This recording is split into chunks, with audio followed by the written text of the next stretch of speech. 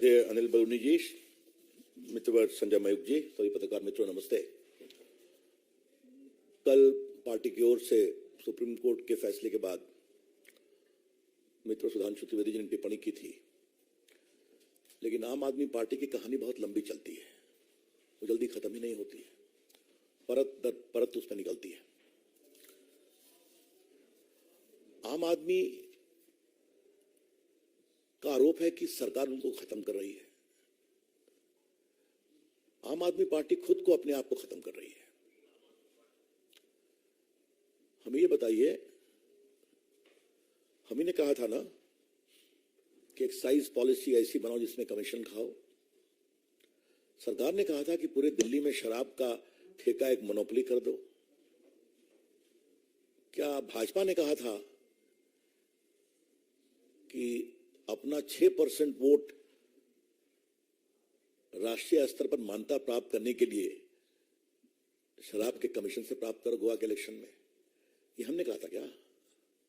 तो गलती करेंगे आप, भ्रष्टाचार करेंगे आप, अपराध करेंगे आप, और कार्रवाई होगी तो परेशानी है।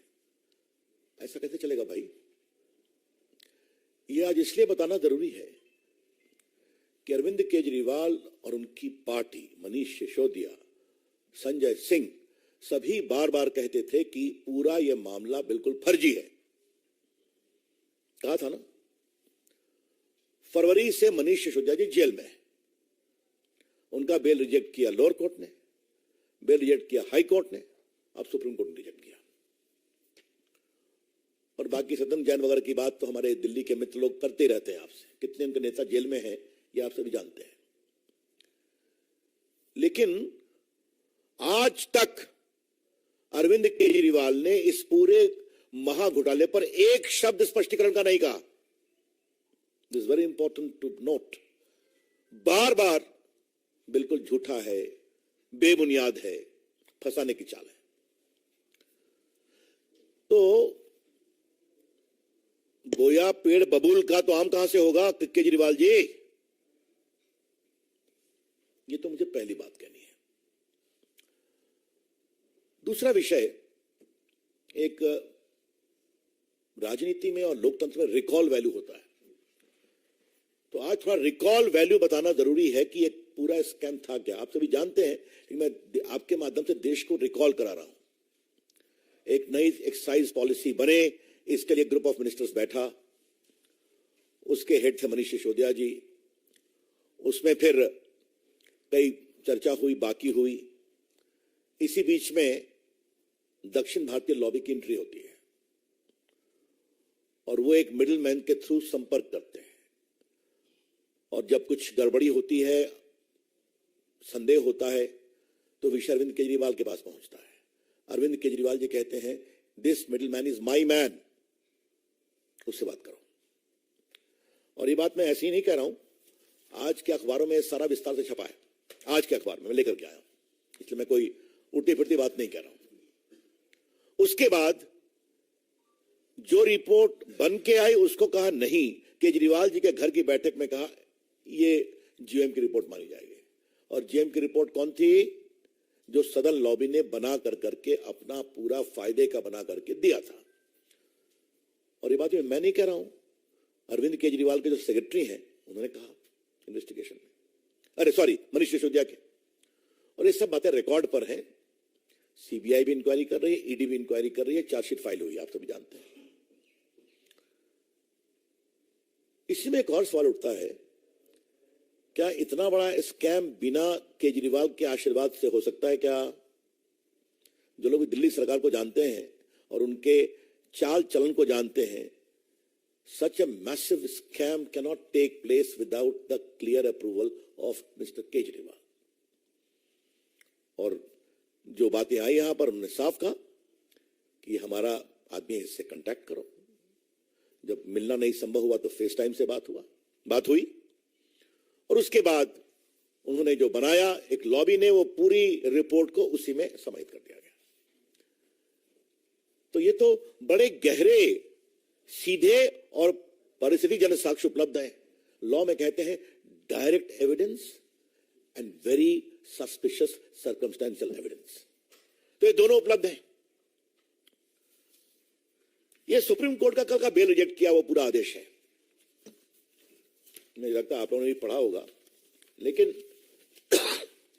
मैं इसके 3-4 पैराग्राफ पढ़ रहा हूं।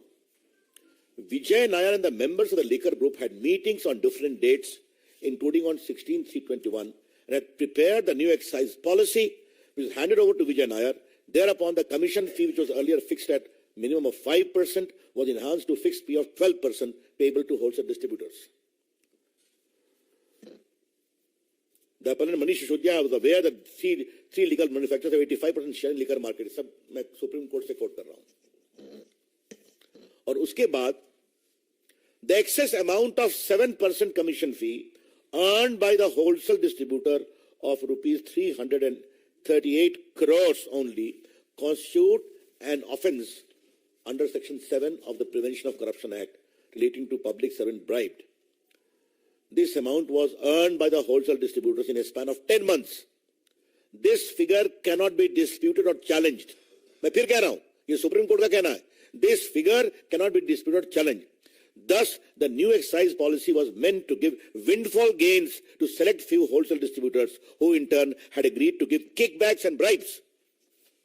तो सुप्रीम कोर्ट को पढ़ा ना कि उनको 5% का सीधा 12% किया गया, 7% एक्सा लगभग 338 करोड़ हुआ।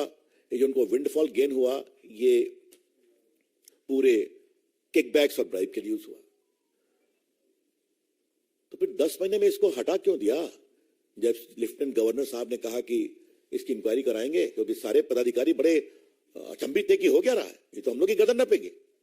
दे had told the governor and the chief secretary, इसमें गड़बड़ी बहुत है। इसी के साथ एक दूसरी बहुत महत्वपूर्ण बात है, अगर ये इतना ही बढ़िया नियम था तो इसको 10 महीने में क्यों स्क्रैप कर दिया? वाई? अगर आप ठीक है तो होना चाहिए था, तो आपने इस पूरे नियम को स्क्रैप क्यों कर दिया? अब देखिए, जो मनीष सिसोदिया के सेक्रेटरी हैं, उन्होंने क्या कहा, यह भी सुप्रीम कोर्ट का पार्ट है। One day around mid-March 21, Deputy CM called him to the residence of Chief Minister Arvind Kejriwal and handed over around 30-page documents, which was a draft group of ministers' report. Sri Satendra Jain and Deputy CM Manish Sisodiya were also present along with CM in his house. Deputy CM told that this is the base document on which the final GOM report is to be made over. तो जो आपने काम किया खत्म करिए, जो कानूनी राय लिया खत्म करिए, यही रिपोर्ट है, इसी को फाइनलाइज करिए। रिपोर्ट कहां से आई? सदन लॉबी से आई। ये सब सुप्रीम कोर्ट का पार्ट में पढ़ रहा हूं। तो ऐसे में केजरीवाल जी को बुलाया जा रहा है अगर ईडी के द्वारा, तो हाय तो क्यों मची हुई है? इसमें भाजपा का कोई संबंध नहीं है, एक भी नहीं है। जैसी करनी वैसी भरनी। जो आपने किया, और मैं उसको स्ट्रेट अवे अगर प्रश्नों के रूप में रखूं, तो पहला सवाल, आपने एक्साइज पॉलिसी जो जीए में बनाया उसको बदला क्यों? क्या कारण थे? नंबर 1। और बदला तो क्या ग्रुप ऑफ मिनिस्टर्स का कोई रिकॉर्ड है क्या बदलने की मीटिंग का? या जो नायर साहब लेकर के आए उसी को मान लिया?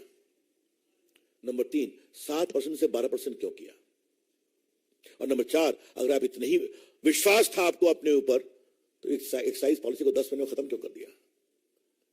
तो क्या हम मान के चले कि गोवा का चुनाव था, आगे पंजाब का था, तो हमारी मदद करो, हम तुमको एक विंडफॉल गेन करवा देंगे, पकड़े गए तो स्क्रैप कर देंगे, नहीं पकड़े गए तो हरी हरी।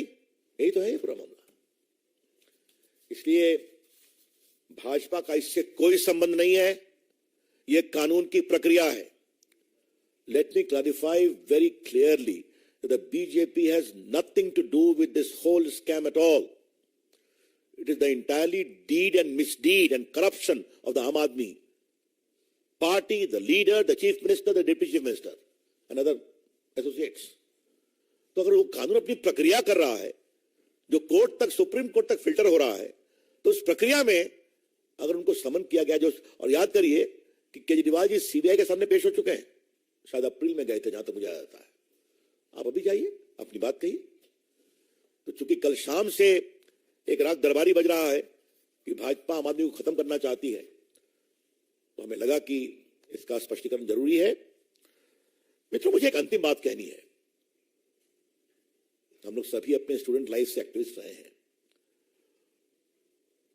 आम आदमी पार्टी एक बहुत ही आशा के साथ हिंदुस्तान के क्षितिज पर आई थी ना।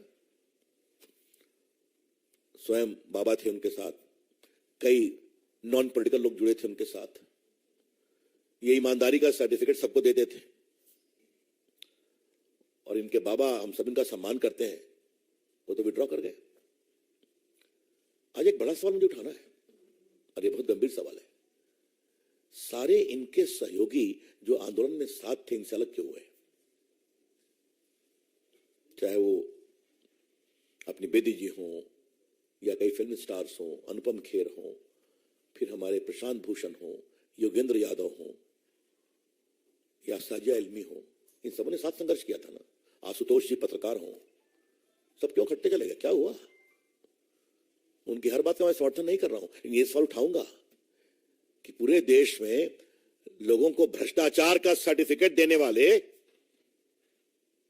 और कार्रवाई की मांग करने वाले, उन्होंने जिस तरीके से पार्टी को कब्जा किया, यह उनका विषय है। लेकिन आज आपका अपराध हो रहा है तो आप कह रहे हैं कि सब झूठा है। आम Aadmi party has been the biggest letdown in the political history of India. आम आदमी पार्टी ने देश के लोकतंत्र में एक जबरदस्त, मैं क्या कहूं, जनता को धोखा देने का काम किया है। कहा कुछ और, निकले कुछ और। यह है इनकी सच्चाई। That's all, friends, from my side. Open to questions. Kamlesh ji.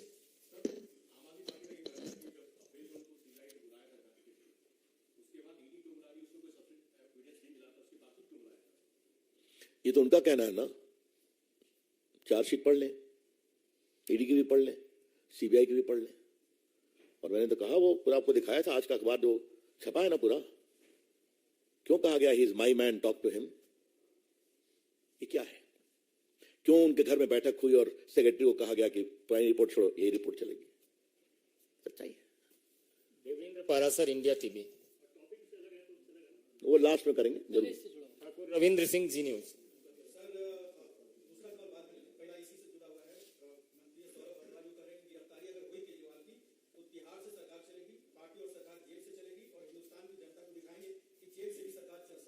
ये कौन सी नई बात है भाई?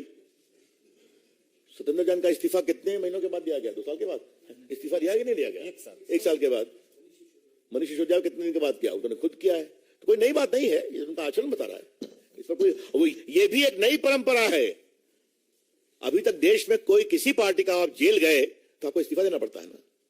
पता नहीं आपको याद है कि नहीं, रविंद्र राव, आप तो बिहार से हैं, लालू जी को भी इस्तीफा देना पड़ा था ना चारा घोटाले में, याद है कि नहीं? वह दिगर की पत्नी को बना के गए, वो इस्तीफा देना पड़ा था ना। तो अगर ये इसमें भी नई परंपरा स्थापित करना चाहते हैं तो अच्छी बात है।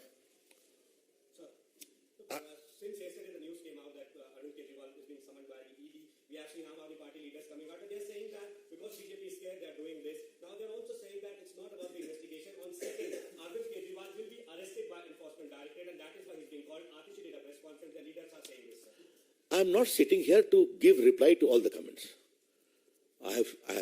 The party is holding a press conference at the national level to clarify the point that the BJP has nothing to do with it. It is a part of the legal process which has come about because of the folly, corruption, deeds and misdeeds of the government headed by Mr. Arvind Kejriwal. Amod Rai. Sir, Aam Aadmi party अभी भी press conference कर रही है और उसका कहना है कि ये सरकार जो कर रही है, ये तानाशाही का अंत होने वाला है। और जिस तरह से अरविंद केजरीवाल उनकी पूरी टीम को दबाया जा रहा है और साथ ही जिस तरह से फोन हैक किए जा रहे हैं, ये दिखाता है कि कहीं न कहीं सरकार पूरी तरह से तानाशाही कर रही है। अब ऐसा है कि ये जुमला बन गया, छोड़ दीजिए। अब इसका हम क्या जवाब दें? चुनाव में आप हारते हैं तो फिर चले आते हैं। अभी फिर अनिल जी, वो गुजरात में हम लोग थे तो उतरे थे ना, हर काफी लोगों को उतरा था, एक भी जीते थे कहीं पर? क्या हुआ था? उत्तराखंड में तो पार्टी अध्यक्ष ही ज्वाइन कर लिया था। मैंने, हम लोग सब लोग थे गुजरात में काफी समय तक, आप लोग भी आए थे। ऐसा तूफान के लगा उनकी सरकार आ रही है साहब, क्या हुआ? तो चलिए दावे करने दीजिए, उसको मैं नहीं बोल सकता हूँ। Aishwarya Paliwal, India TV. और कोई सवाल? देवेंद्र जी का। Devendra Devendra Parashar, India TV.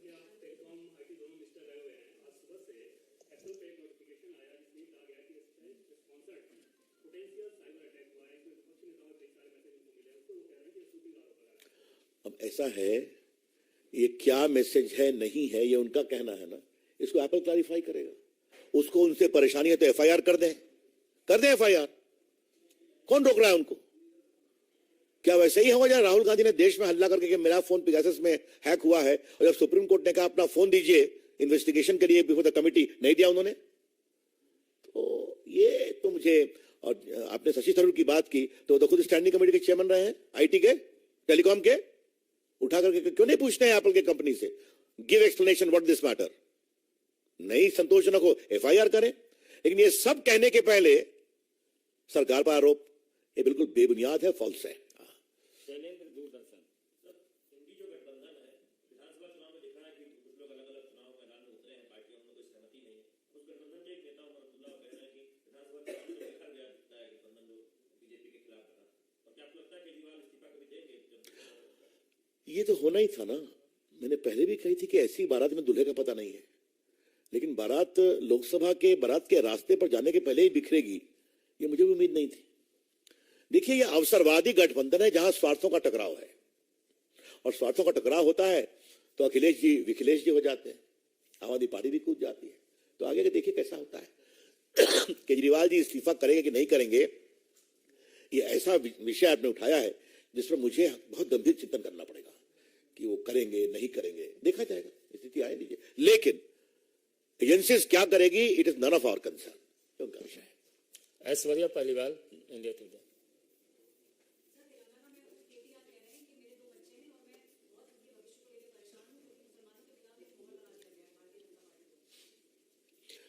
अब चलिए, उनके सलाहकार कौन है जल्दी बताइए। तो ओवैसी साहब है ना, तो ओवैसी साहब ने उनको कहा होगा कि आपने अभी तक कुछ नहीं बोला, तो कुछ तो बोलिए, तो इसकी मजबूरी में बोले। हाँ, हमें बहुत गर्व है कि आज भारत में नरेंद्र मोदी की सरकार में अल्पसंख्यक समाज के लोग अच्छा काम स्पोर्ट्स में कर रहे हैं कि नहीं, यूपीएससी में कर रहे हैं कि नहीं, एंटरप्रेन्योरशिप में कर रहे हैं कि नहीं, ये सब देख रहा है देश। ठाकुर रविंद्र सिंह।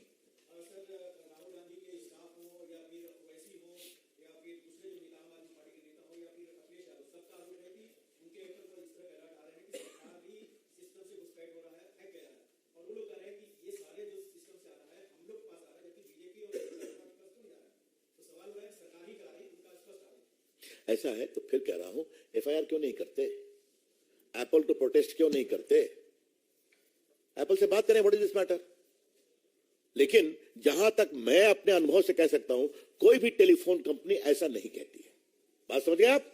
अगर ऐसा कुछ होता है तो सबसे पहले वो खुद सर्टिन के पास आती है, जो क्विक रिस्पांस टीम है, वहां बताती है कि ये कुछ है, इसको देखिए, और उसके बाद होता है। तो यहां तो कमाल है, उन्हीं को मिला और प्रेस में गए, हिम्मत है तो चले जाए एफआईआर कर दें। बहुत बहुत धन्यवाद।